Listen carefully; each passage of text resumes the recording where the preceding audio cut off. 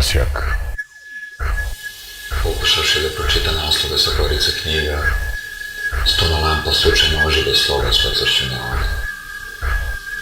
Prosjak se grohotom smeo ženi što prošle putem kraj njega, sve upirući prstom u njeno jedno tijelo, znajući da ga ona nikada neće imati u rukama. Prosjak. Prosjak se smeo gospodine odjeveni vaktim daždom, sve odmahujući rukom preko glave, znajući da nikada neće imati takvu kožu na obrazu. Prosjak. Smeo se prosjak i paruku mesnom i mantiji, sve zvoneći ulicom poklopcem od kanti, znajući da oni nikada neće imati takvu mešinu za pojasom. Prosjak.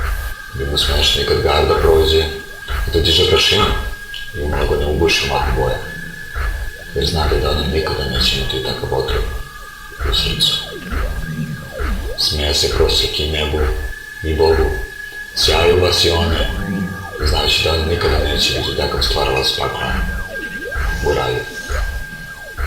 Smejao se prosjak čak i sebi samom, začudo sa većim žarom, jer znali da on nikada neće umreti kao vrsta.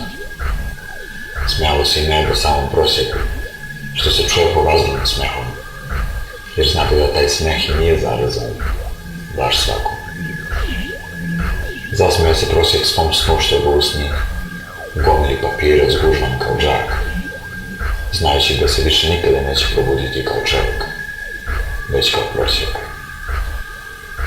Nasmija se prosjek ptici što jutro vetrom nosi, jer znade da njega jutro nigde daleko neće odneti na svojim krilima.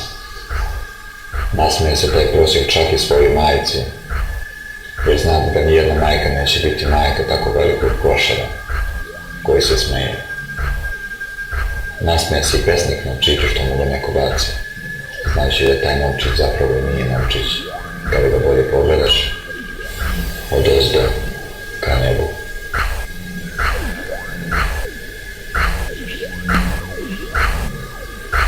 Odozdo ka nebu.